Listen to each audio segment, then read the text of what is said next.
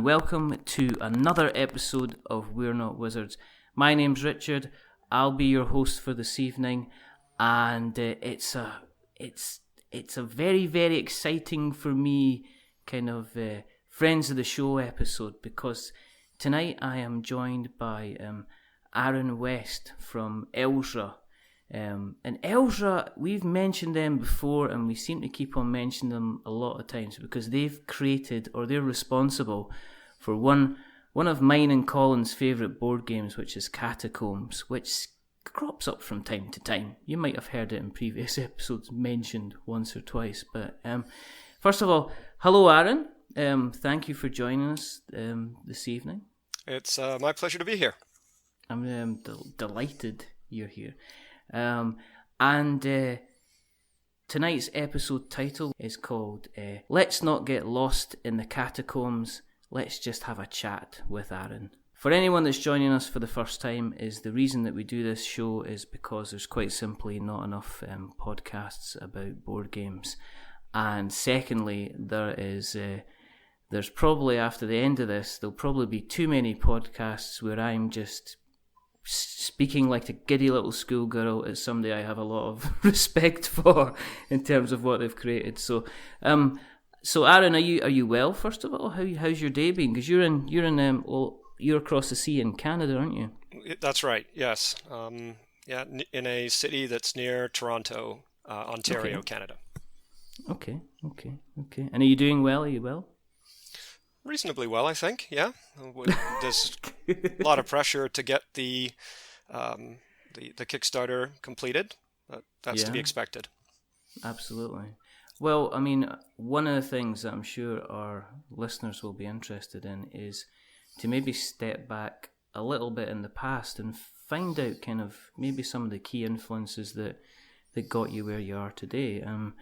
We always, as I say, we like to have a look at the past, take a peek at the present, and maybe have a little jump into the future. So maybe if you want to tell everyone listening just now a little bit about your history in the kind of the world of cardboard. Well, I've been involved with board games for a number of years now. I had a number of friends that found it interesting and enjoyable to buy different titles and experiment with them. And through the course of playing these games, we discovered that there were aspects of them that we felt that we could improve. We felt that there were some new directions that we could take the hobby in, and we felt that this may be a worthwhile pursuit. And myself, I have a more entrepreneurial type background. I've been involved with various startups, mainly on the software/IT side of things. So This was an opportunity to work with physical bits, if you like, as opposed to digital bits. And so that was how we came to that point to say, okay, let's see if we can make something and contribute. Okay. And beforehand, what was your kind of do you remember kind of what board games kind of, obviously everybody talks about the original classics. Did you play a lot of board games growing up yourself, or was it something that you kind of got into later on? Yeah, growing up I would have played the typical mass games like Monopoly and Operation, Waterworks, those types of titles. Later, I became involved in Games Workshop with Warhammer 40K, and then moved into the tabletop games as we understand them now with a Game of Thrones and the original Mare Nostrum, for example. Age of Empires, the one that had the Microsoft-related license. Citadels, Caylus, which I would say is probably my favorite game. So. Okay. And did that, have you got quite a big collection yourself? I mean, being creative in this side, is your house full of board games? No, definitely not. I believe personally in a very minimal lifestyle. So actually, for me, the less things that I have, the less physical things, the better. So, Right. but I do have friends, colleagues that maintain our sort of group's library, if you like. And usually, when I back a Kickstarter or something, I just donate that Kickstarter into the library. Oh, right, okay. So you wouldn't be the guy that if we were having kind of like a video conference, you wouldn't be the guy with like the wall of board games kind of behind you then? No, I just a think I couple have about maybe 5 or 6 of them. Really? Okay. That's about it. They Yes. they must be quite special then if you've hung on to them. Yeah, I would say so. I mean, I Yeah. have the deluxe edition of Caylus, for example, so I'm Uh-huh. not going to let that go. And then just a couple that, um, I just happen to have acquired somehow. Okay. What's Kalos about? What do you do in it? Well, Caylus is, in my opinion, pretty much one of the best worker placement games ever invented, and I think really helped to popularize the worker placement genre.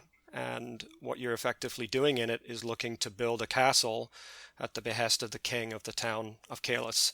And there's an interesting dynamic that unfolds as the game progresses through its 3 phases, and the way that the players are forced to interact with each other and pay very close attention to the board for opportunities Mm-hmm.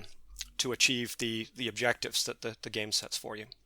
Mm-hmm. I sometimes find that sometimes in worker placement games, when you're just for yourself, you're building up resources for yourself, and whether you're having like a 1-player game or a 7-player game, it doesn't matter because there's sometimes very little kind of interaction between people at all, and that, as I say, that can it can sometimes lead to you feel like you've won, but you've not really won against anybody. Kind of except yourself, kind of going forward.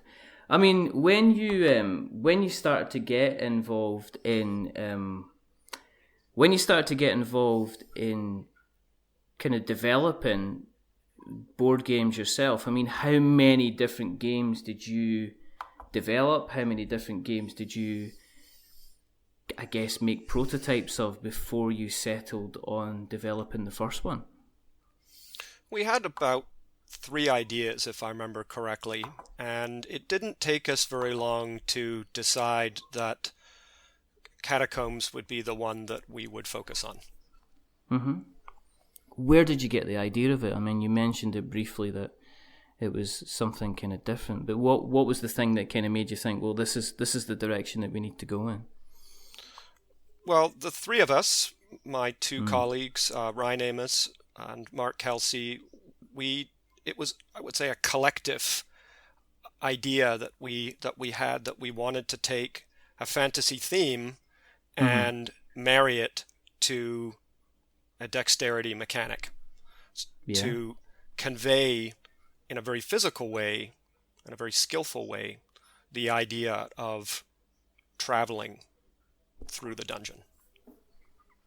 Had you looked at any other kind of dexterity type games, or were there not that many at the time that you could reference?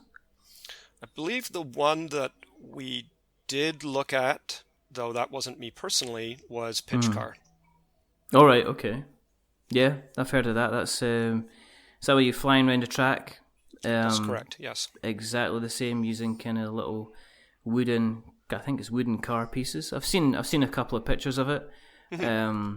Because looking around kind of like dexterity games that seem to be cropping up.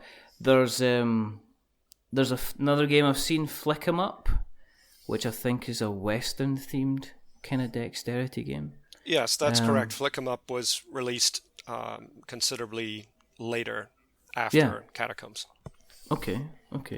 So when you went down the first release of Catacombs, yes, was there a large team to build it? Was it just the 3 of you that kind of were dealing with the art and the manufacture and everything? Kind of how did everything kind of come together? Well, there was a lot of learning involved. Okay. It was just the three of us. And looking back, we felt that we got a number of things right. But it was from very, I would say, typical Canadian humble beginnings. We thought, well, we're going to use our own funding to do this, and we're going to execute this idea and do our best within the limited budget that we had. And we were expecting really to have a lot of copies left that, 5-10 years down the road, we would still be trying to give them away at Christmas, so to speak, right? Hey, like, look at our board game kind of thing. People getting a Christmas card through the post and getting a big box kind of attached to it. And it's like, oh, there we go. It's our 14th copy of Catacombs. And it's like, well, why didn't you say something to Aron? It's like, I don't want to. I don't want. The spare room's coming on well. We're building furniture out of these catacomb boxes, but did it? I mean, it must have done quite well then. I mean, I take it from what you said. It did, and we were able to harness some social media channels and Board Game Geek and those types of forums, and but at the same time, it really spread via word of mouth, via the fans. People got a hold of it, and although maybe some of them didn't particularly care for the art, they were able to see that there was something very new and very innovative here. And they really took it and ran with it and spread the word about it. And we did a very, very conservative small print run to start with. And within a few months, we were sold out. And that's when we felt that, you know what, maybe we've got something here. The expansions for the original game for a while were some of the only few ones that you could get hold of. Do you yourself have a full set of the original kind of Catacombs game somewhere, or is it the other guys that have them instead? No, I have a full set. I believe I've got a complete open copy and a complete sealed copy of the different printings that we did, because we did 3 printings in total of that original version, and they all sold out quickly. And then, of course, there were 3 expansions that we did. So, yeah, I'm pretty sure I've got a full set of everything. Well, that's pretty cool. Do you, obviously being involved in the creative process, did you, after playtesting and everything, does it still get an airing? I mean, do you still play the original kind of Catacombs yourself, or is that just something you've left to one side now? I actually don't have an awful lot of time these days to I'm sure not at the moment, to play the thing, really. So I'd like to be able to just play the 3rd edition one a bit more frequently. No, I don't have a lot of time to play the original one at all, to be honest with you. Okay. What's fascinating is the kind of the artwork side of things from the original one. If you look at an original kind of Catacombs box, it's very kind of it is kind of fantasy looking. It's very, very kind of Dungeons and Dragons looking, and then you moved on to completely change the artwork. Now, I'm sure a lot of our listeners are aware of it, but there'll be some people that aren't aware of it. So, what happened? What caused the kind of the massive change in direction? And some people would say for the better in terms of the artwork itself. Well, the artwork was inspired by the original Dungeons and Dragons, and I'm not personally very familiar with that. I think I've played Dungeons and Dragons once before. But my 2 colleagues, they were much more familiar with it, and they suggested that given the limited artwork budget that we had, that it would be a good idea to focus on that classic sketchbook type artwork that would convey something darker, serious, trying to bring out that Dungeons and Dragons theme. Yeah. But when people got a hold of it, ultimately they told us that they were playing it a lot more casually, and it was a lot more fun, and that in a sense, that serious theme wasn't congruent with the experience that they were having. And at the same time, we had some artists on Board Game Geek that were releasing their own interpretations of what some of the characters could look like. And we had some early discussions with Quan Chai about the potential of working with him on a version that would incorporate the ideas that he had made publicly available and that were getting some groundswell of interest around, that people responded positively to.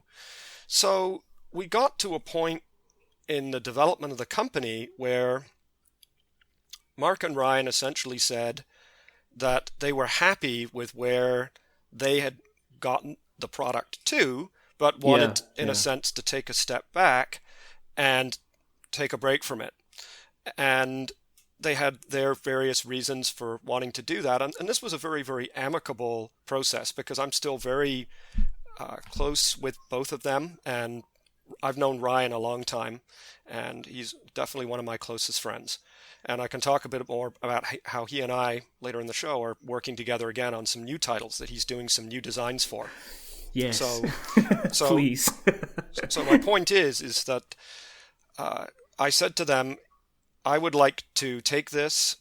I was always, like I said, the more entrepreneurial of the three of us. I want to take this. I'd like to put it on Kickstarter with your blessing, and I would like to use the more accessible style that Quan Chai was bringing to the table. And when you first saw the artwork that Quan Chai was doing, did you instantly did you get a feeling about it? Did you look at it and go, this guy is onto something, because this is, maybe this is where we're needing to be going? Or did it work for you straight away, or did it take a little bit of convincing for you to think, well, maybe we should move kind of forward with this? Well, we like to think that we're a company that is very, very open to other people's ideas and feedback. And when I was seeing some of the comments there, it seemed that people were very, very receptive to this new style. So I thought, well, okay, let's, in the interest of growing the brand and the product, let's take it in this more fun, light, and accessible direction. And I knew that was going to be controversial. And I knew that we would end up upsetting some people that really, really wanted us to stay with the original art. My feeling personally was that we'd, in a sense, painted ourselves into a corner with it, that there wasn't a lot that we could really do there. That to reach a broader base of people, it would be better if there was more color, a bit more accessibility, a bit more of a playful style. And that's what I wanted the Kickstarter to ultimately answer. Is this something that people would find desirable? Is this something that they would want? And the answer from the first Kickstarter that we did in 2014 was, yes, this is what we like. Now, having said that, while the Kickstarter was running, there was 4, possibly 5 threads all going all at once on Board Game Geek about the artwork controversy. So you produced a controversy. I would say so. Yeah, there were people on both sides of the camp saying either that they liked the new style, the new direction, and then some of the people saying that they preferred the old style. It was never my intention to wake up in the morning to upset people. Life's too short for that. My hope was that the people that liked the original Catacombs, the mechanics, and the presentation would ultimately be able to appreciate some of the new innovations that we brought to 3rd edition, and hopefully fall in love with the artwork and be able to learn to accept it. Well, does the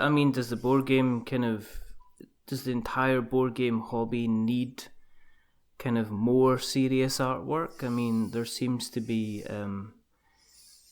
every kind of a lot of dungeon related kind of games that I see seemed to go down the kind of the serious guy with the muscles and not wearing many clothes, and the same with the female characters and wizards in big robes, all looking like they have a serious job to do and not looking like this is your career. You're obviously not having an awful lot of fun going about decapitating orcs and things like that as well.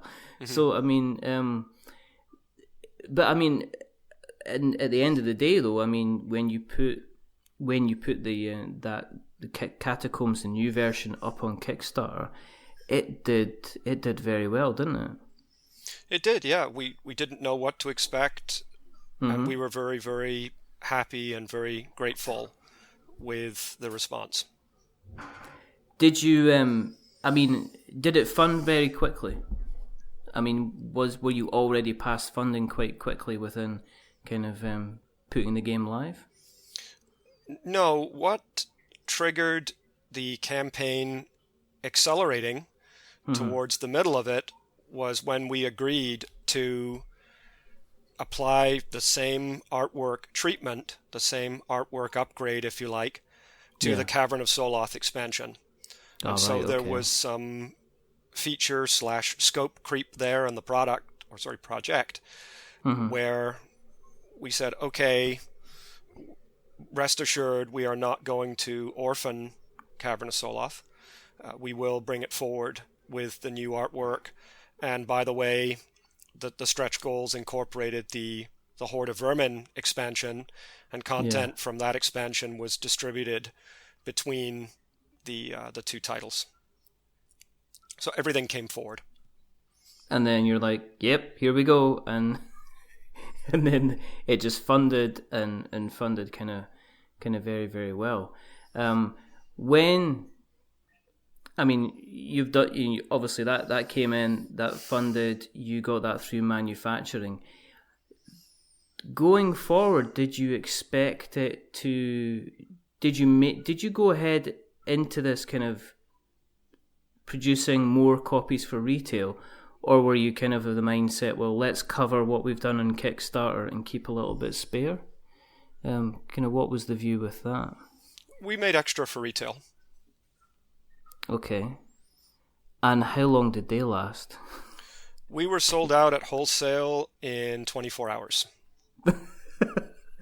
Did that surprise you? Definitely. I don't think there's very many titles that sell through at wholesale that fast. We were literally rationing distributors, which is a very good problem to have. And how did that make you feel? Did that make you feel vindicated completely about the artwork decision and everything like that?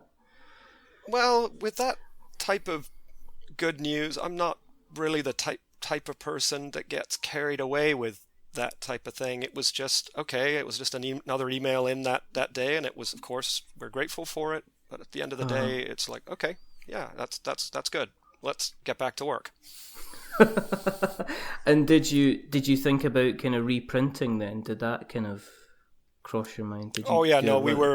We were definitely on the square where we knew we would be doing a reprint. I just thought I was going to get a little bit more of a break before thinking about that. I'm actually, on a personal level, and I'm working on it, a bit of a workaholic. I haven't had a proper vacation now since February 2014.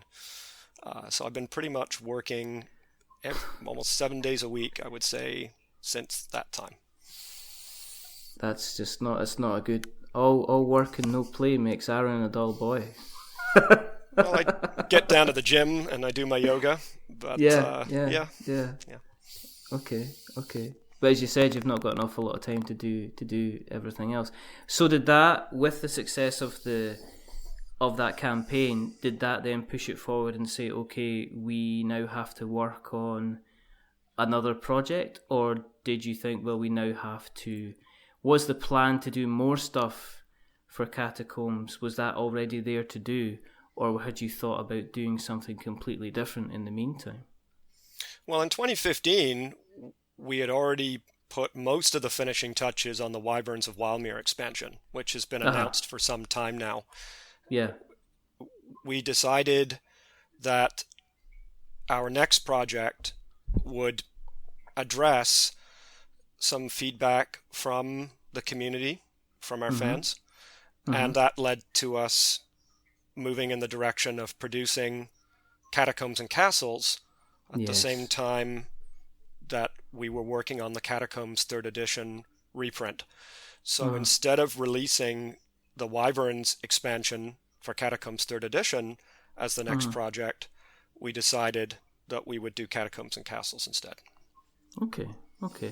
For people that haven't played Catacombs, and there's probably a lot of people that have seen the artwork and hadn't, and because of how rare it was, how would you describe it to people? If somebody's sitting down, they've got a box of Catacombs in front of them, how would you? I mean, we've talked about it on previous episodes, and I am completely biased to say I think it's fantastic, and Colin thinks it's fantastic as well, and he's quite upset he can't be here tonight, but it's the time. It's just the time difference, And my wife would be upset if she woke up in the middle of the night and Colin's still here, because she certainly got annoyed the last time. But how would you explain it to somebody that's they've got the Catacombs in front of them? What are they expecting when they're opening up that lid for the first time? It's a dexterity dungeon crawl, one in which you're controlling a set of heroes versus what we call the overseer player, and you're adventuring through the various rooms of the catacomb, collecting treasure in order to upgrade your character by visiting some of the special rooms like the tavern and the inn, the merchant and healer, for the final showdown with the catacomb lord in the center of the dungeon. And it's all got to do these fingers. Your dice skills don't count because they're dice. There's no dice. That's correct. Yeah, there's no dice. No dice. It's 100% dexterity, and it uses what we call our dexterity game system, which forms the foundational rule set for Catacombs 3rd edition. And that same foundational rule set is used in Catacombs and Castles and in our other titles. So if you're familiar with how to play Catacombs, that's just one implementation of the dexterity game system. You'll be familiar with something like Catacombs and Castles because the same rule set and the same iconography is used. And it's very, very easy to play. I mean, one of the things that we said on our episode was that I could potentially bring somebody that hasn't played a board game before into the game, and they could be easily playing it within a couple of minutes, because it's a case of, okay, you're going into a room, these are the guys that you're facing off. How do I go about, taking down these denizens of chaos or whatever? It's like, well, you take your disc, that's your character, and you go ahead and you flick it at the bad guy. And if you hit the bad guy, you'll do some damage. Or you get an item like, say, like a fireball, or you'll get an extra animal or creature that you can have. And if you want to take down that bad guy, you flick your disc, and if you hit them, then game on. That kind of thing. So it's very, very easy to kind of pick up and go ahead. And enjoy it, which is the fun thing about it. When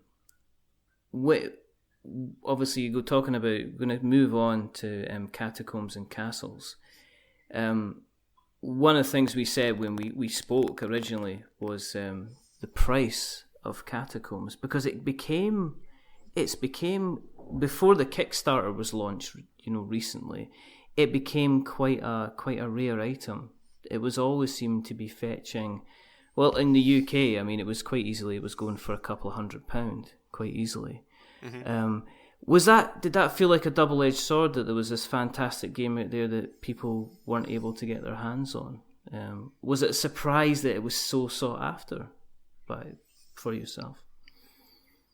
I would say relative to the demand that we know is out there for it, it wasn't that surprising. It was more an unfortunate situation, I would say, because I don't want people to have to spend a lot of their hard-earned money on our products. It would be much, much better that they can just buy it as a normal retail product or back one of our Kickstarters. So, I mean, the secondary market exists for those people that if their time is precious and they have the resources to be able to do it and want to buy it using those channels, then that avenue is available for them. Is that a strange is it a strange situation to be in if you see something that you've created which is selling for an awful lot more money, but knowing that there's a chance that you wouldn't have seen a kind of a penny of that money except for the original sale? I mean, if somebody, if you're selling it on to a retailer for $40 cost, just as an example, and then they're going on to sell it on for $200, is it kind of weird seeing something kind of accelerate so much in value, but at the end of the day, you've had the benefit of it kind of once when it's bought? Or, I mean, but what you've said so far, it sounds like you'd prefer it if it's not something that you would necessarily think about, I guess. I don't think about that. I'm very grateful for the people that buy our products and support our company. I don't feel entitled to that money that's there in the secondary market. I mean, it's just people paying for an object in the physical world they really, really want. So I feel it's something I don't necessarily have any control over beyond getting some more copies into distribution so that people have an alternative. It's a very it's a very gracious answer as well. Moving into Catacombs and Castles, then you said you felt spurned on to kind of get this version of the game out kind of maybe quicker than you'd wanted to. Is that what contributed to you having to work so hard over the last couple of years, having to kind of get the campaign ready and ready to go? Did it raise the pressure, I guess? Well, we were already experiencing some pressure going through Kickstarter school, in a sense, learning how to run and fulfill a campaign just from the first one. And we wanted to ensure, before rushing back to Kickstarter, that we had crystallized all of that learning and took the feedback that we received to run the Catacombs and Castles Kickstarter differently. And it's just a continuous learning process for Kickstarter, because it's a moving target. People's expectations change. So that's something. What was the biggest lessons? What was the biggest lessons you learned, would you say? How expensive international shipping is. Okay. Shipping to where in particular? Because one of the things that we've spoken about recently is trying to get a game shipped from the United States seems to be cost prohibitive at the moment, in terms of how much it's going to cost. Has it excluded you from wanting to ship to certain areas, or kind of in your planning for this Kickstarter?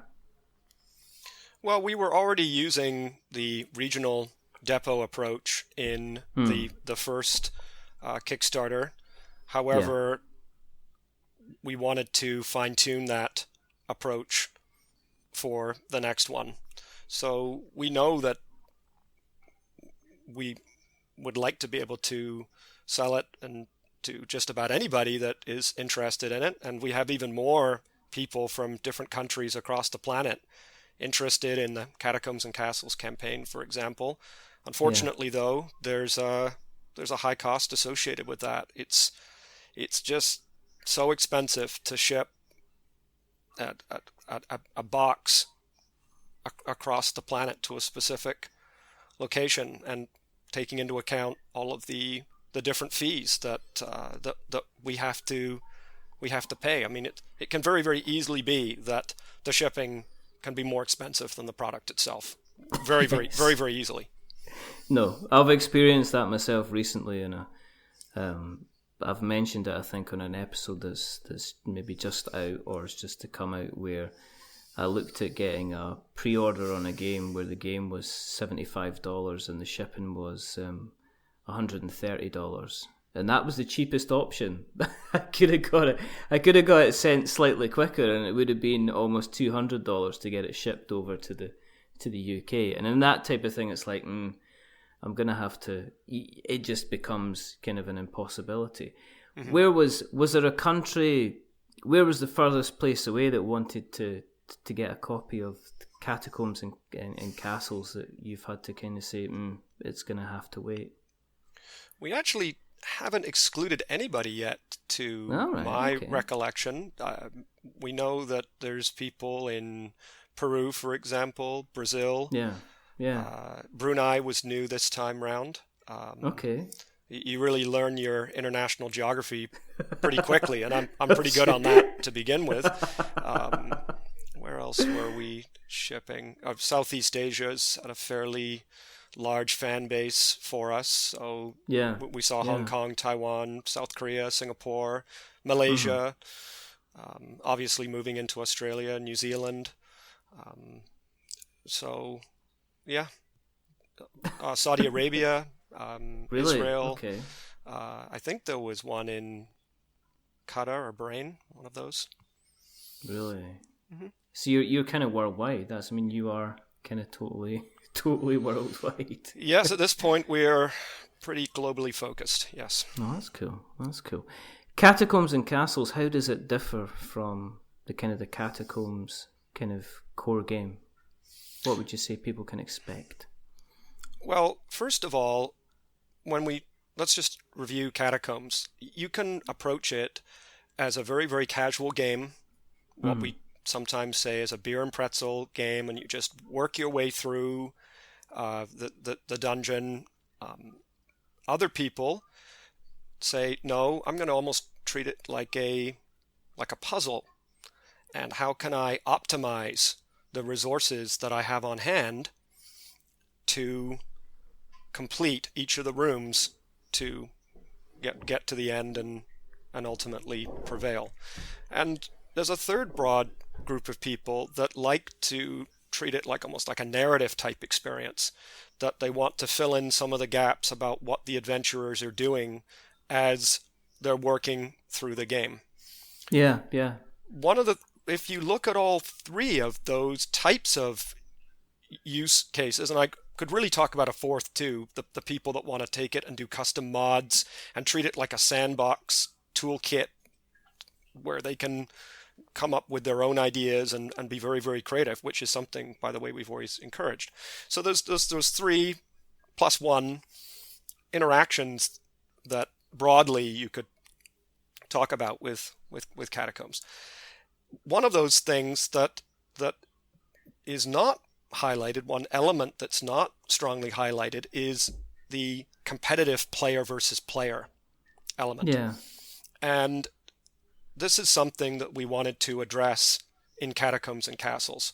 We wanted to have a team-based experience where you did not have to have the overseer player asymmetrically, in a sense, entertaining or interacting or controlling the monsters and other characters for the hero players. Yeah. So this takes Catacombs in a very, very different direction. And one of the things that we also wanted to do with Catacombs and Castles was to provide a dynamic board. So in Catacombs, you have double-sided game boards and you have obstacle pieces that are fixed in those game boards.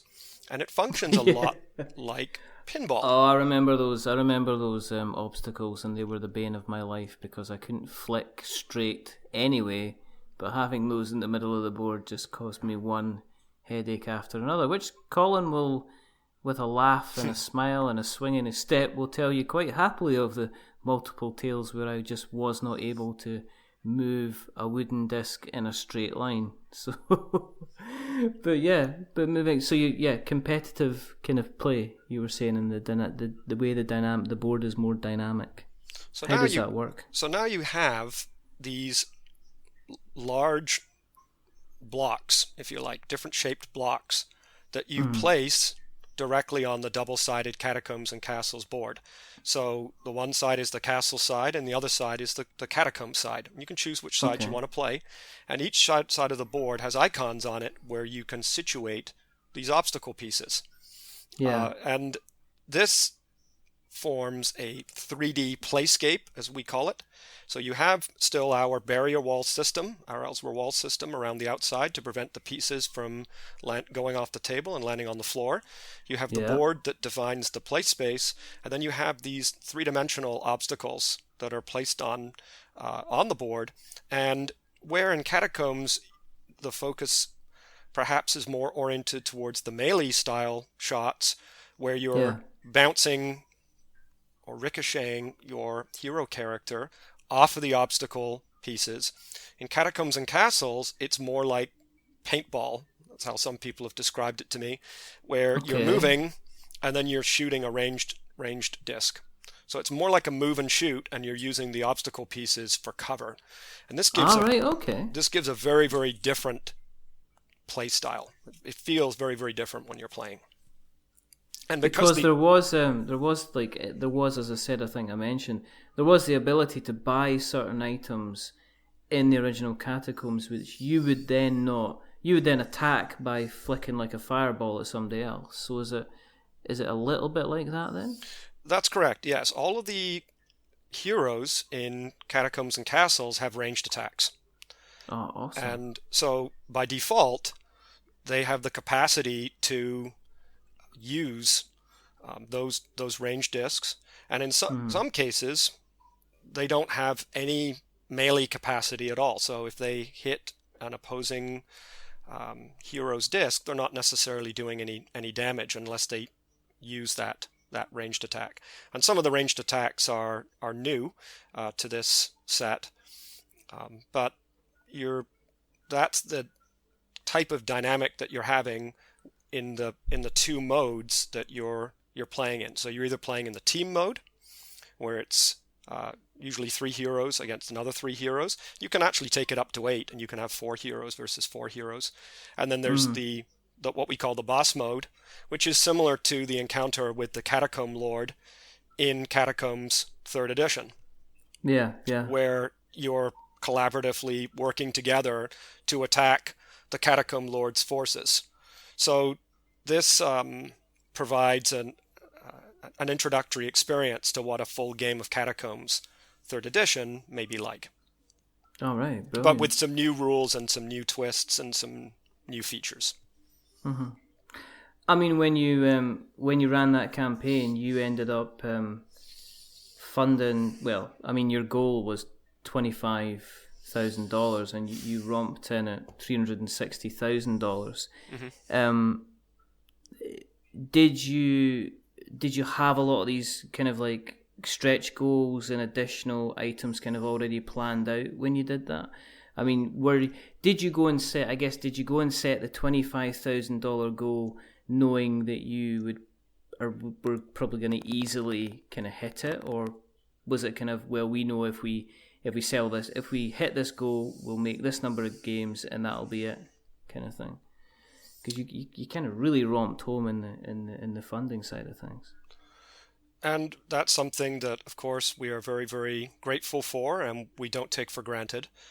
No. To answer your question, we developed a model where we were working to have the core Catacombs and Castles set, along with the stretch goals, be as affordable for people as possible. Right. And we thought that, based on this model, that people would go ahead and follow that general path that we had suggested to them, because we deliberately didn't say very much about the Catacombs and Castles expansion that we were offering at the same time, which is part of the Huntress reward level. We said, you know what, let's get some feedback. We had the ideas for it. We knew what we wanted to do with it, but let's just see where people take this. Let's find out. And essentially, the way the campaign went was almost 180 degrees opposite to what we were expecting. Big surprise, because we found that people were very, very interested in Catacombs 3rd Edition. There was still a lot of demand for that. There was a lot of demand again for the original stretch goal material from the first campaign that we made some decisions about. And because we wanted to be respectful of our backers, we had said that that material was Kickstarter exclusive and would not be released to retail. When we put a general request out to our backers, most of them, and we thank them for this, were very sanguine about us saying, okay, you can go ahead and reproduce that material again. We did do that. However, we changed the format. And in that way, we respected, I feel, what they received originally. So what I'm referring to, of course, is this Crypt of Shorath set. That Crypt of Shorath set had a box. It had the content, and it had these 2 cloth bags. And what we did this time was to say, you know what, we're going to break down those elements and separate it. So some of it, the 2 original optional add-ons became Resurrection Pack 1. The Crypt content became Resurrection Pack 2. And the game board became Resurrection Pack 3. And these sets will not be exclusively for Kickstarter only, because given the demand for them, we are going to put them on our Elzra.com store exclusively there. And that's where the Siege Defender set, which is the stretch goals for Catacombs and Castles, that's also going to land there. And the Keystones and Keeps expansion for both Catacombs and Castles and Catacombs in third edition, it'll also end up on Elzra.com. So they're not going to go to retail, but you will be able to purchase them from us directly. And for the people that purchase from us directly, we do obviously make more money, and we do appreciate that. You're really helping support us by doing that, and we're really grateful for that. I mean, with it's now funded and now in production, were you surprised by the sheer number of backers that you ended up having on the campaign overall? Pleasantly surprised, yes. And did that bring with it its own kind of challenges as well then? Because now you're now having to provide all your, various different versions of the stretch goals to numerous different backers. Was that a kind of a pleasant thing to happen, or were you kind of like, oh, we're going to have an awful lot of work to do now to get this kind of complete? I would say no. We this time round, we really planned for a lot of different possibilities. And so we were ready. That's good. Where are you now in the process at the moment? How are things going? There's been updates going out. Where are you in the kind of the process now to the fulfillment side of things? Well, I think if we were only producing Catacombs and Castles, that's one SKU. The fulfillment date of November of this year was, in our opinion, realistic. We had all the artwork already before we even started the campaign. There were, of course, some elements that we were still fine-tuning, but we felt that we would be in pretty good shape. Given the demand for Catacombs 3rd Edition, and also for that Kickstarter exclusive material, we felt that we had a mandate to continue to improve and listen to feedback regarding Catacombs 3rd Edition. And that we had a pretty strong mandate to do that, given the number of backers that were getting both sets. So I made a conscious decision to say, you know what, let's slow it down a bit and really develop and deliver a quality product. And where we are right now is doing the proofing for all of these products, because of course it's not just one English SKU or stock keeping unit that we're working with. It's about 10 of them. And then we also have our German language partner, Schwerkraft Verlag, who's producing the German language version of Catacombs and Castles. We have him in the mix as well. So it climbs to about 12 SKUs when you're all said and done, between two companies. And that's a lot of work, because we probably could have just said, well, you know what, Catacombs and Castles, just do the Catacombs 3rd edition rather. Could have just done the bare minimum. Yeah. And just hit print. Yeah, you could have just got did a Control-C, Control-V, and then just sent it off and said, right, we'll just do exactly the same that we did the last time as well.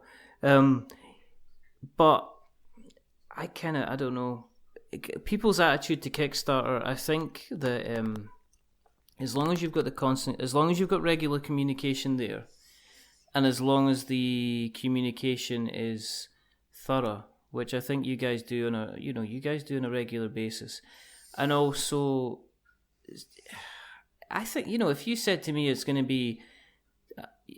to be into 6 months after the date, I don't think you're going to get too many people with kind of ruffled feathers.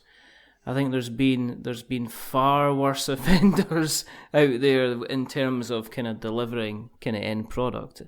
And I think that there's a level of excitement with people also being able to get their hands on the original Catacombs kind of 3rd edition as well. I think you call it 3.5 officially, don't you?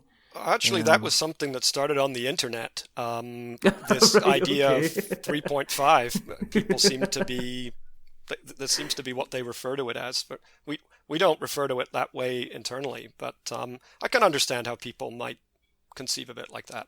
I think they want to kind of have it as, did you get it from, do you have the original one from the original Kickstarter? Yes, I do. Or do you have the newer one from the Catacombs and Castle one? Oh, you mean 3.5? Yeah, okay. If it makes them feel better, then that's kind of, I guess that's kind of fine. Have you? I mean, when are you likely to kind of get your kind of own copy of the full finished game?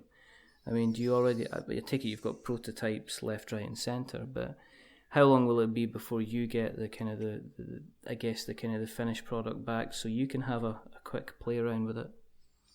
Well, that's really dependent on the factories in China. So the unfortunate thing is that the Chinese New Year this coming year is early, and of course the workers at those factories, they deserve a break too. That's perfectly acceptable. So they will start going home to spend time with their families, probably sometime in mid-January. So it's all going to depend on how much of the products are completed by that time. This is something that we were very, very aware of, that we were hoping to have everything finished before the Chinese New Year shutdown. At this point now, I'm not so sure, though we have prioritized Catacombs and Castles and the stretch goals and Keystones and Keeps expansion, so that potentially we could be fulfilling that first, because I'm still waiting to find out how many containers all of this is going to take. So if they've completed all of Catacombs and Castles, we may be able to start that may be able to sail, and then we can start that fulfillment process. So, but at this point, I'm not 100% sure, because although I'm in regular communication with the factory, we're still going back and forth with the proofing process at the moment. And with 10 SKUs, it's very, very complex, and you run into challenges like they found something, for example, with some font deformation issues. So we had to spend some time fiddling around with that. It would have been helpful if we didn't have to deal with that, but we did, and we worked through it. But what I do my best on is to maintain regular communication so that we can turn things around to the factories very, very quickly. So I'll sometimes stay up late at night just so that I can be available as the decision maker to let them know if they have a question, which direction to go in, and what is acceptable, and whether they have any questions or clarifications that they need or something, whatever like that. So how many Excel spreadsheets do you actually have? Oh, a fair number. Yeah, fair number. Yep. Is it? I take it it's currently more than about 12 at the moment because of the different SKUs. Definitely, and there's different spreadsheets and other Oh, tools covering different aspects of the production. So, yeah. Is it? Are they multicolored? Sometimes, yeah. Because you forget. I mean, this is the thing that I think a lot of people that back a Kickstarter and they're going, "Where's my update?" And it's like, well, I take it after you've been working a 15-hour solid day. You've been spending 7 or 8 hours of that staring at the same font again and again and again, trying to get proofs off and everything like that. Putting you want to it's like you want to put together a proper update and not just, "Hi guys, how you doing? There's no news. It's the same news as kind of like last time." Mm-hmm. And I think I think it can be quite easy for people to think, well, I've been waiting 6 months for this. When am I going to get my game? They forget that for a lot of people, the Kickstarter funding is the funding for the game, and it's not just the case that we're just doing it to see how much money we can kind of raise. With the level that you've funded your previous Kickstarter, has that given you kind of like stability for the future then? I mean, has that allowed you to kind of plan for a little bit into the future as to what the kind of the next projects are going to be? Well, on our first campaign, we were actually fairly unlucky because what happened was Kickstarter Canada requires that you raise funds in Canadian dollars. And shortly after the campaign ended, the Canadian dollar plunged by about 20%. Oh, right, and that's that type of currency instability is very, very difficult to plan for. No, absolutely. So that was completely out of our control. And that in conjunction with the rest of the Kickstarter learning that we were going through, I would say we were very fortunate that we were able to get everything finished and get everything delivered. We also were unfortunate in that year that we were doing the fulfillment, there was a major DHL strike. And so there was a situation where there were several backers that in Australia, for example, that didn't receive their copies, and there was no explanation in terms of the tracking as to where they were. We had sent them, and so I had to reach into my own pocket personally and send those copies to those people because I was hoping that their kids, a lot of them were families, obviously, those kids would have the opportunity to play their game over Christmas. And wouldn't you know it, just as they were receiving their copies from Canada, the copies that we had sent from Europe showed up. Now, some of them were in pretty precarious condition. Yeah. But, of course, that represented a pretty major expense to make that happen. So there's lots and lots of variables that can and usually do, work against you. Like when we had our first container land in the U.S., because one came to Canada and one went to the U.S., we had a major dock check. People that are familiar with how these things go, like they'll probably be smiling, but basically you can have it where the container gets inspected at the dock, or it can be moved to secondary. When it gets moved to secondary, you've got to pay for the cost of moving the container to secondary. Then they can go and do whatever they want. They're not usually just x-raying it at that point. They're normally opening it, and they're going to be disassembling some of your pallets and inspecting cases and things of that nature. And all the people that are crawling around the container doing that, you've got to pay them for all of their time. And then, of course, you've got to pay for them to pack it up again and move the container back to the yard again. And, we got stuck with probably about a $3,000 US bill for all of that. Whoa. And again, that just takes money right off your bottom line again, right? So absolutely. These are costs that you have to anticipate, but when people are backing Kickstarters, it's to be expected. They're not going to know about all this logistics complexity that you've got to deal with. Yeah. No, I mean, it's one of the reasons I ask these questions, because I think some people are fascinated by, you're not just a case of backing something, giving something money, and then it happens. I think people are, as time goes on and Kickstarter matures as a platform and a funding platform, I think people are interested to find out, well, actually what are the steps kind of behind it? What do we have to do? I mean, there are also people who are interested in doing kind of, I guess, kind of kickstarting their own projects, because I think, I probably speak for myself, but I think that a lot of people that play board games have a couple of ideas kicking around in their head themselves that, the dream would be to eventually kind of get that out of their mind and onto some proper kind of cardboard. I mean, from your point of view, if somebody came to you and said, okay, Aaron, what would you say are the three most important things I should consider? I've got my Kickstarter. It's, it's not a dexterity game. It's a card game with miniatures. What would you say are the three most important things they should maybe think about before they press that kind of go button on Kickstarter? I would say definitely be familiar with the platform. Right. Back some Kickstarters, understand the mechanics of the platform, and understand what the expectations are. People are going to expect you to be professional. They're going to expect you to be transparent.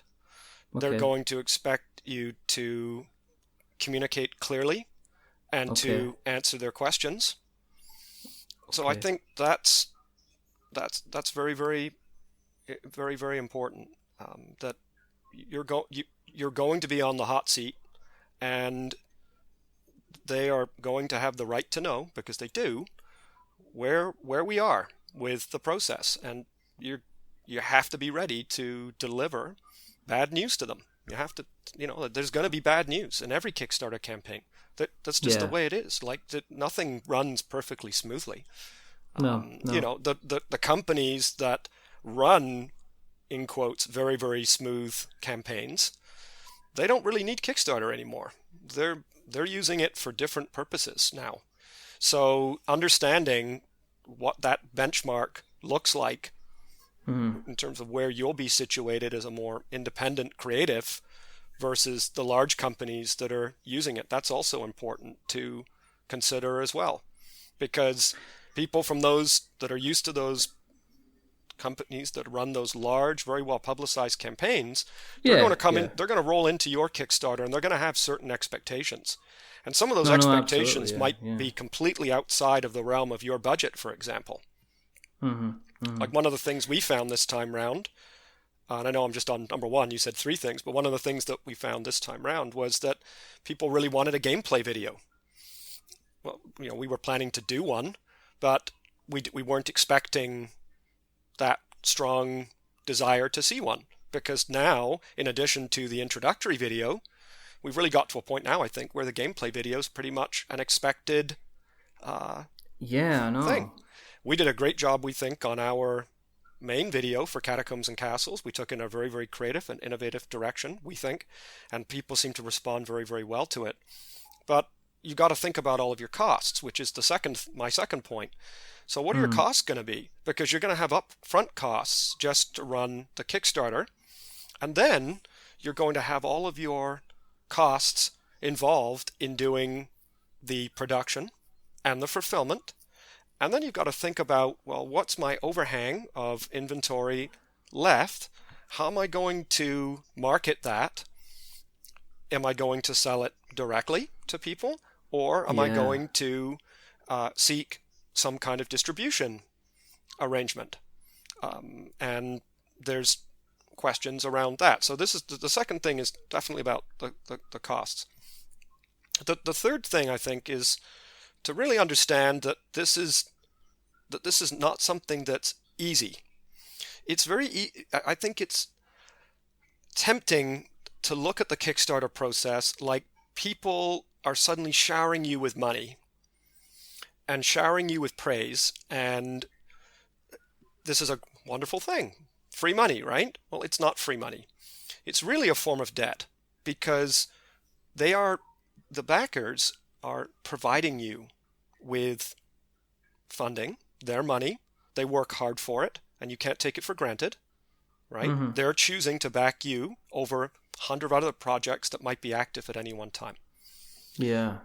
And then from there, there's almost a contract to say that you're going to manage the project effectively.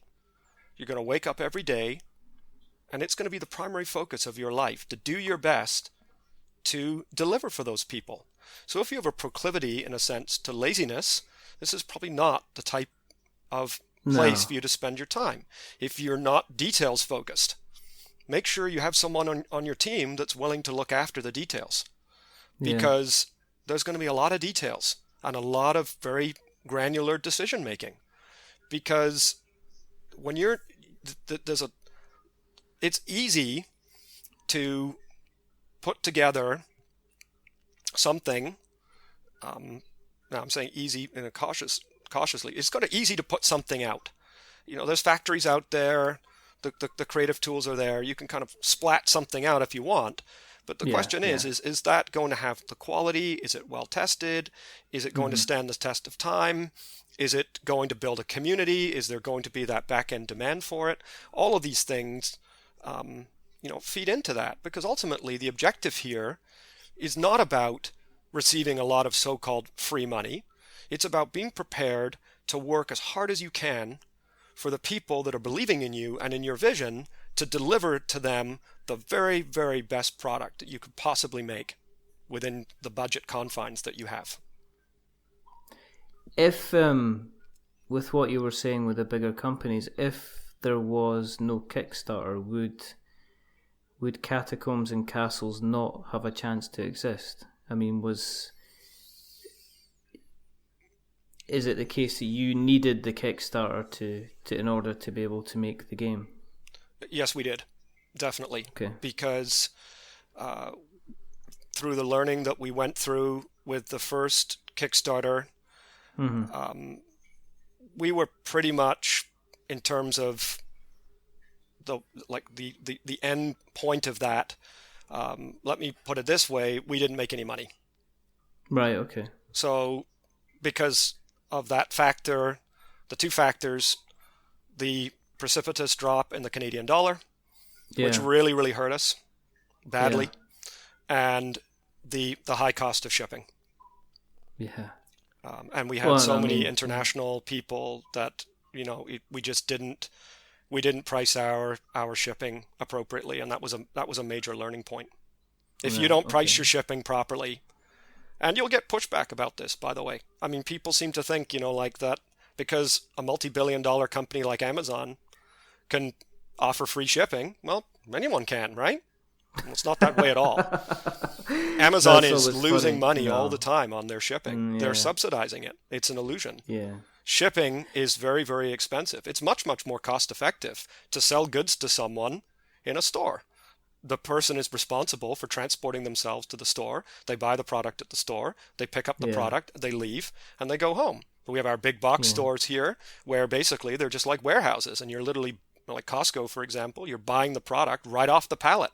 They're not even having to worry about even displaying it properly. It's just literally like a warehouse that you let people come inside and pick the stuff up themselves. Doesn't matter how big the box is, how much it weighs.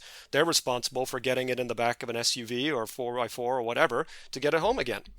But when you're talking about e-commerce and the logistics involved, sure, you don't have those fixed overhead of a store, staff and things like that. But, the cost of shipping, which, by the way, continues to increase. We just got our letter from UPS, for example. Costs are going up again another 4% this year.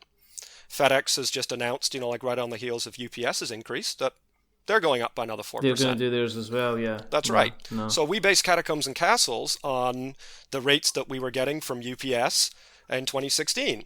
There's now, a cost involved in saying we want to take a bit more time to develop that third edition of Catacombs, listening to that feedback, working to improve it, ensuring that we are delivering a quality product. But now, of course, we're going to be taking a 4% hit when we use UPS to fulfill it in 2017, because the rates will have gone up.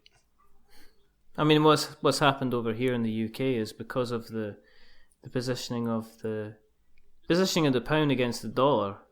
It's meant that well, look at it this way: when you had released the 129 Canadian dollar kind of pledge level, which was Castles and Catacombs in the Catacombs 3rd edition. Yes. That would have been, I think that works out about $99. Mm-hmm. And then at the time, that would have, when it was out, that would have worked out round about 67 to 69 pounds. Yes. If you had done the campaign this month, then that same pledge level, it would actually be, it would almost be £90 to get exactly the same kind of pledge level. So that's kind of where exchange rates have hit in the UK. Well, that's so exactly it. I mean, this is exactly what we encountered parity, too, right? Yeah. Because the price of oil dropped that year, and the Canadian dollar is a petrocurrency. It dropped in tandem with it. Calgary got hit very, very hard. The oil sands projects all got hit very, very hard, and the Canadian dollar suffered as a result. And these currency swings, they can, like 1 or 2%, fine. But when you're talking 10, 20, 30%, that's really, really hard to plan for. So we appreciate the fact that our backers in the UK are staying the course with us and are, committed to the project. We appreciate it because we've experienced these currency swings. We know what it's like. Oh yeah. We get it. Believe me, we get it. And the reality of it is that the pricing for Catacombs and Castles and Catacombs in this campaign is very competitive. Oh yeah, no. My goodness, it's very, very competitive. Don't take me as being. I'm not complaining. No, I know you're not. I'm just saying that people might not realize that. The listeners might not realize that it's very competitive. Yeah. I mean, those wood components in Catacombs and Castles are extremely expensive. Yes. There's those wood blocks that make that 3D board. It might look like the Catacombs and Castles comes in a smaller box, but at the end of the day, that's pure solid wood there that's being used to have the weight so they sit on the board. That's expensive. So, and it's going to be heavy to ship it as well because it's wood. Yes. Yeah, I think the last time we weighed the white samples, we're up at about 14-15 pounds for the entire set. If you got the matriarch set, for example, it's about 15 pounds. So it's pretty heavy. That's pretty good going. I mean, it was interesting that in a conversation I had with Mantic a good couple of episodes ago, that they were actively chasing to go down a kind of a retail distribution model as opposed to continuing with Kickstarter kind of in the long term. Mm-hmm. Just because, like what you said, a campaign. Yes, you fund a 6-figure campaign, but you still you then get 6 figures worth of problems, basically. And it was easier if they had the backing to be able to put something out. But yeah, I mean, you made an important point about the bigger companies that do put out, here's our latest campaign, they get funded by an awful lot, and then, they do it kind of like 3 months later with their kind of their latest IP. And it has raised the bar in terms of, again, something you said about things like gameplay videos, and people aren't going to put up with kind of like simpler hand drawings. They want, really good artwork. They want a really good layout. They want kind of lots of stretch goals. They want, the expectation, I think, is a lot higher that, Jimmy Joe just can't put together a couple of graphics in a very simple video and expect to kind of get himself funded kind of nowadays. I mean, moving forward, say Catacombs and Castles is out the way. I mean, have you mentioned earlier on in the episode, that you are kind of looking at other projects now. Yeah, well, definitely, yes. We have a full product pipeline, so to speak. Are you moving away? I mean, as far as you're concerned, after Catacombs and Castles kind of goes out, and after, the expansions and everything go out for Catacombs itself again, are you looking at moving away from that into a new IP, or are you going to be quite happy to jump in with the occasional expansion for it? Now that you'll have a fairly decent, I guess, customer base. No, our intention is to continue to actively support Catacombs while there's the demand and the interest in that. So we have a lot of ideas as to where we can take it. So, for example, we have a new title that I've put together called Catacombs Conquest. And I teased the cover for that maybe about a week ago on Twitter, just on the Elzra Games Twitter. And what that looks to do is, with Catacombs and Castles, you've got our deluxe team experience in a sense. You know, like, I don't want to use the word deluxe frivolously, but that, in a sense, it's a bigger, broader brushstrokes with all the things that are in it. And then we've got our Catacombs 3rd edition Dexterity Dungeon Crawl. But we want to develop some more entry-level titles. And that's what Catacombs Conquest looks to do. It has a set of discs, and it has a perimeter wall, but all of the dexterity element now is driven by a deck of cards. So you might have the Team Catacomb cards, and I've got the Team Castle cards, and they're both balanced, and we're drawing those cards, and you'll see the Catacombs and Castles characters on those cards, like the ones that people are starting to learn more about, and their histories and the narrative and how they all fit together, because people have communicated to me that they find that interesting. So I might have my 5 cards, and you've got your 5 cards, and you play a card, and one of your 2 character discs, so you'll take a character disc 1, character disc 2, and you're alternating between those 2 character discs, but that disc takes on the persona of the card that you choose to play. Right, okay. And so what's great about this is that we get to, expansion-wise, if people like this concept, we can just give them new cards with new characters and new things that they can do, but the discs remain the same. So we give you a set of range discs, and we give you these character discs. You also get the obstacle discs, and those obstacle discs right now are represented as the ancients. So the ancients sit there and they act as the obstacles, but they can move around. And you actually get the opportunity to move those obstacles, because you're going to play a card as your character 1, then you get to move an ancient, so you get to see where your opponent is potentially going to go, and maybe move an ancient using a rush shot to thwart that, what they're going to do. But the thing is, you don't really know what they're going to do because it's all hidden. You're going to see what card they're going to play. So you don't know we know the cards are equal between the 2 decks, but we don't know what they might have in their hand, right, at that particular time. So yeah, go ahead. This is good. No, I was just going to say, this is exciting. Well, we think so. What's nice about it is that you can have the Catacombs experience with a fully defined gameplay area. We give you a set of die cuts that you actually build this perimeter wall with. It doesn't stand up like the Catacombs 3rd edition one. Instead, it lays flat on the table, and you kind of build it out, and then you've got your 2 characters that start in either corner, and you're using the dexterity game system as directed by these cards, and it's designed to be in a very, very nice, affordable package in a small box for people. And to be honest with you, it's a lot of fun to play. Like, you can play with 2 or 4 players, because if you're playing with 2, you use both the characters. If you're playing with 4, each person controls 1, and you draw some extra cards in that particular instance. But it's actually a lot of fun, and I actually have prototypes for this, and I enjoy playing it. And we think as well that there's the opportunity to offer a rubber mat that you could unroll for this particular product. We have some test ones at the office, for example. Our friends at Jasco, you mentioned them earlier when you were talking about Mega Man Pixel Tactics, for example. They make these mats, and they've been we were having a chat in the kind of before. That's right.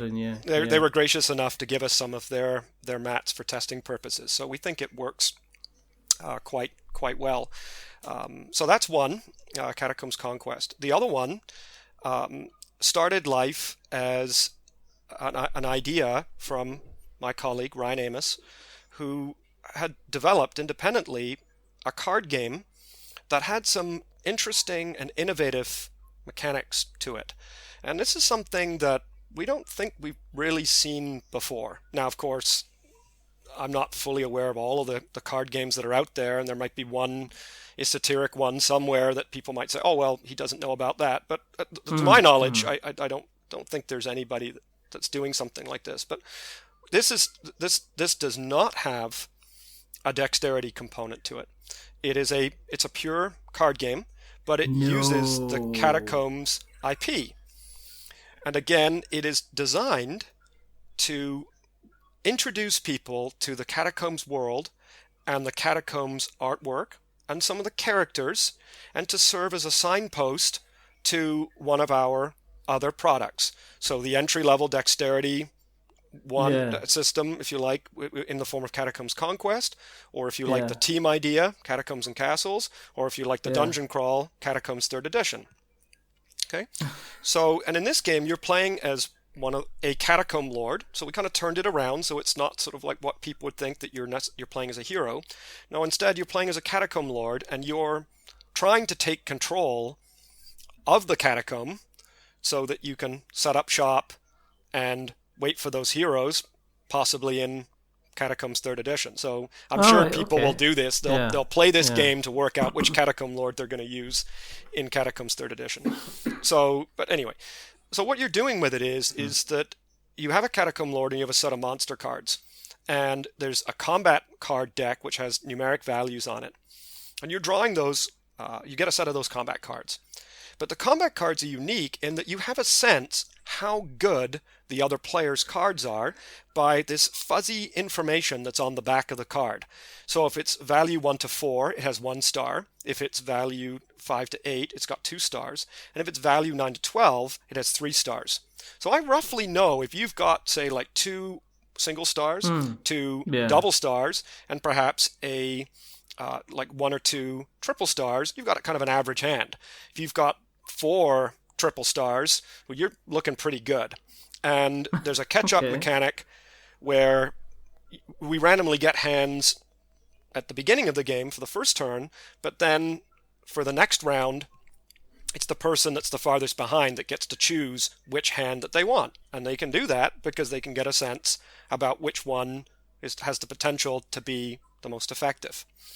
So in the game, I'm recruiting monsters. I have my set of monsters. So for example, if I'm playing as the Behemoth, I would have access to all of the monsters from Catacombs that the Behemoth is associated with. So it uses the same 5 monster families. So you have your blue monsters for the mythological family, and your green monsters for the dungeon family, and the brown monsters for the vermin family, etc., etc. So I recruit a monster, and everyone's doing this at the same time. And if I can't afford a monster, I always have my familiar monster that I can use. Okay, and there's some. I won't get into some of the rule intricacy, but basically what you're doing is you're putting your monster forward when it's your turn to do so, and then all the other players, all the other catacomb lords, have to cooperate to defeat your monster.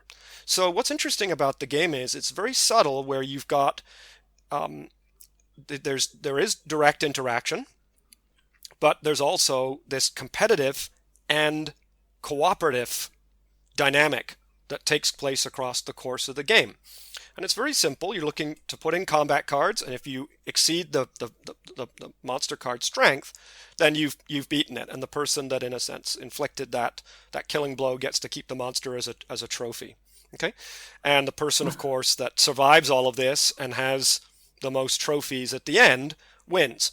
They win. And it's designed just to be a quick, light card game that it's supposed to be a complete experience in the box. You get a lot of content. It's not going to be something necessarily that there's loads of expansions for.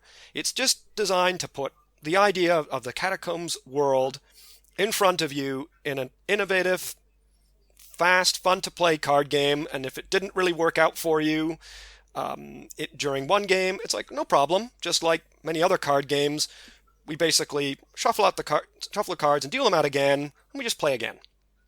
And it's just designed to be nice and quick, and just highlighting some of these interesting mechanics. And when can we get when?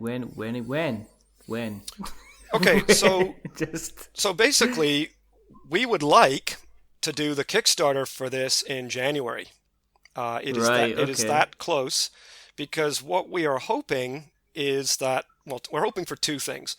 One, we're hoping that the backers of Catacombs and Castles will understand that, in effect, while we're doing this particular Kickstarter, that we're very far along in delivering the Catacombs and Castles one.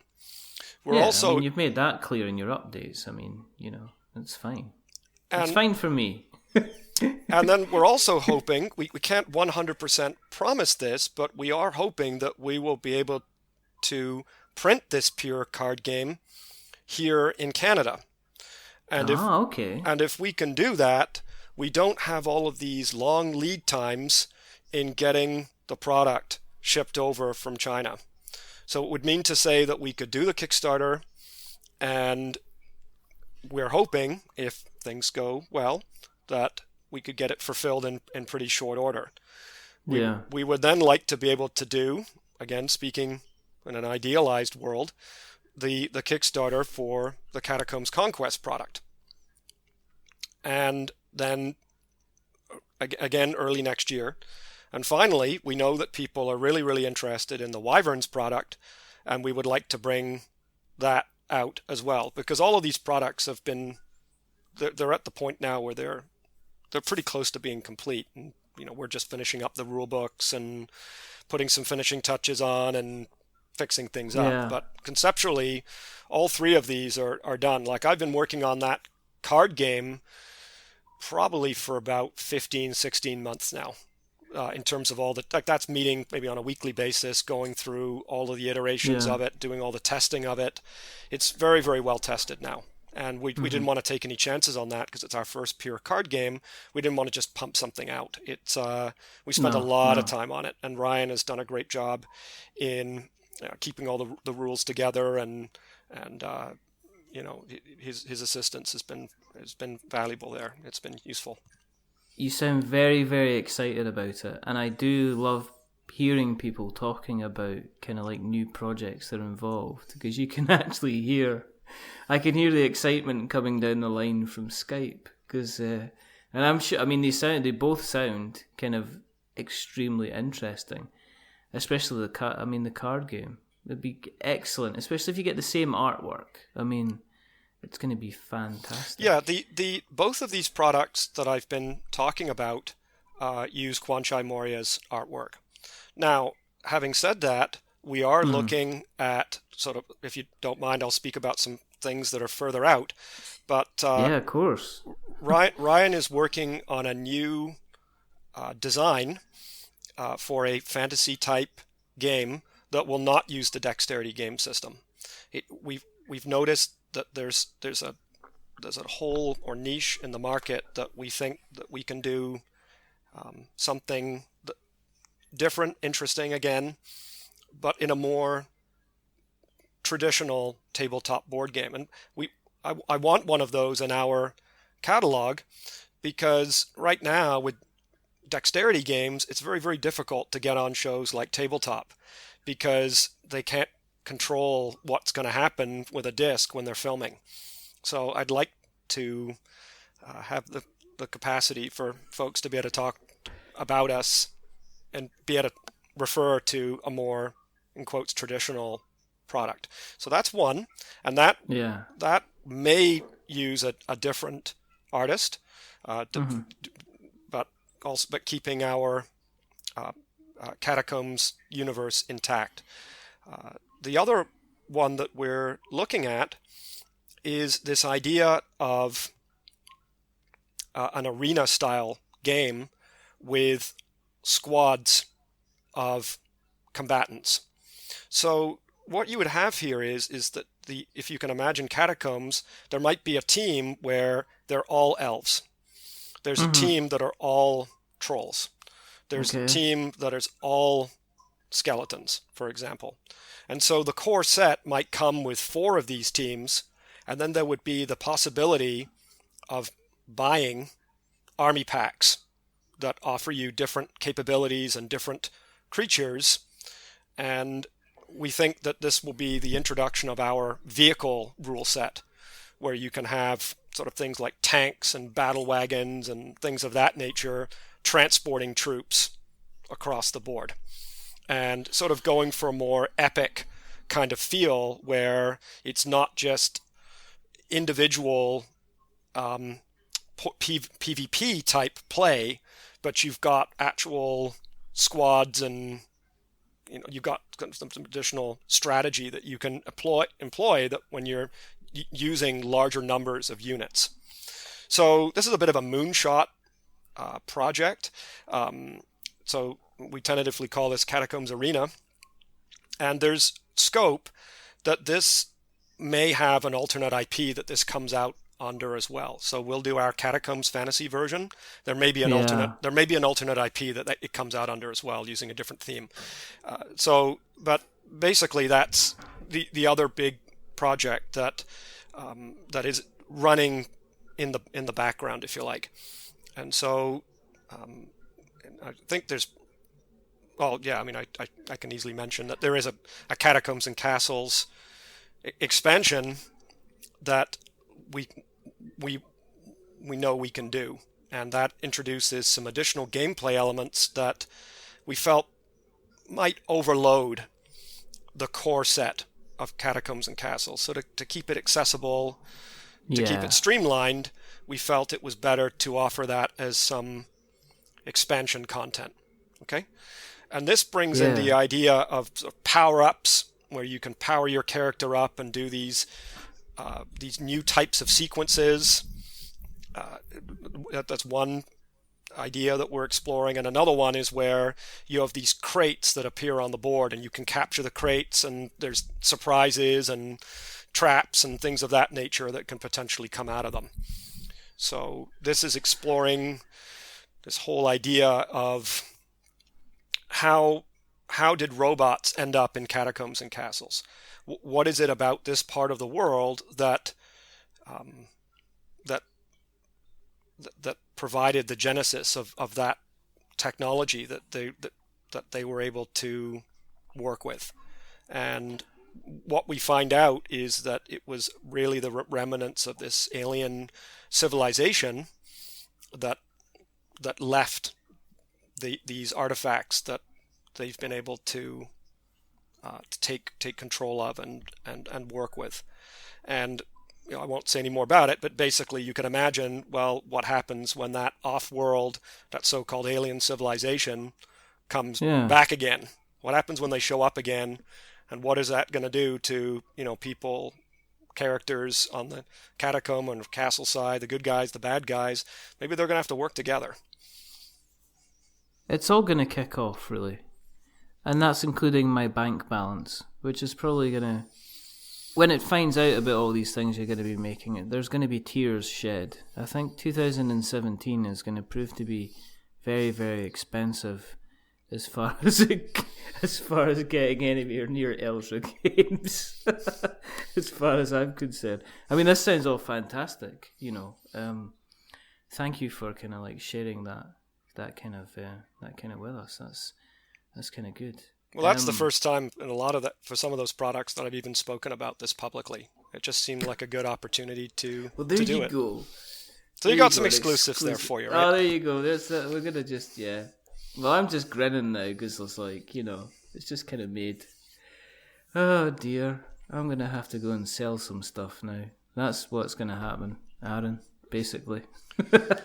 Well, don't sell the roof over from the top of your head. Right? No. I'm sure there's cardboard that I potentially don't use as much as I should do. That could possibly be, or I'll just work harder. I mean, it's more smarter, or something that somebody clever would probably say to me. In terms of, I mean, this sounds like a lot of stuff that's going to be coming out, and it sounds like it's good to hear that. Is it Ryan's getting back involved again? It sounds like you guys have got some fantastic plans for the future. If people want to stay in contact with you and keep an eye on what you guys are going to be up to for the next 6 months, the next 6 years, how would they do that? Where can we find you on the interwebs? There's our website, elzra.com. Okay. It's possible for you to sign up for our newsletter. Yes. there. We don't send a lot of newsletters, so we're very conscientious, I'd like to think, about that. We don't like to spam people. No. But also I'm active on Twitter for the Elzra Games account, so at Elzra Games, for content that's more applicable to the Kickstarter campaigns that we're running. There's at Catacombs Game. And, all right, okay. And the odd time I do post and keep an eye on what's happening on my personal account, where maybe I share some of my personal experiences at Aron West, Aron West on Twitter. We do have some of the other social accounts too.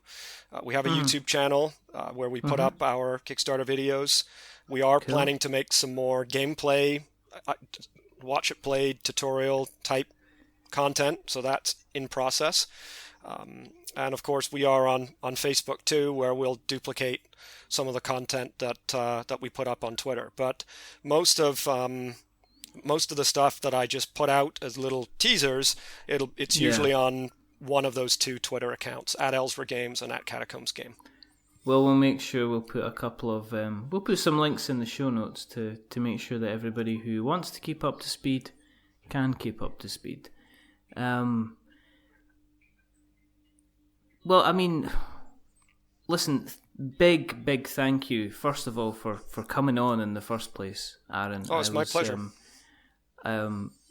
This has been absolutely fascinating. I mean, as I say, the more I find out about the industry, especially in relation to Kickstarter, you realise that it's not just the setting up the pledges and then letting it go. There is so much more work that kind of goes behind the entire creative process. So I want to thank you for spending the amount of time that you have spent with us today, because, as you said yourself, you're a very, very busy man at the moment. So I really, really appreciate you coming on. There is obviously, there's only two things left to do. Yeah, my pleasure, yeah. It's not a problem. The first thing is to obviously remember that we are many things, but we're not wizards. Are we wizards, Aron? I'm not sure. Are you? Seems like you might be to me. Definitely. No. Definitely. Don't! I'm not having people take me down this route and saying I'm not a wizard, but no, we're not wizards. We're dexterity masters fighting through the catacombs. I can live with that. And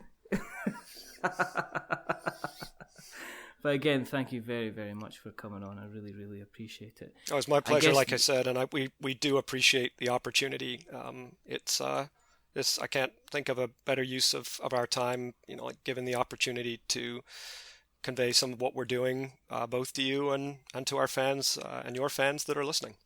Oh, we'll definitely make sure when Catacombs and Castles hits these shores that me and Colin shall be having a good chat about it as well.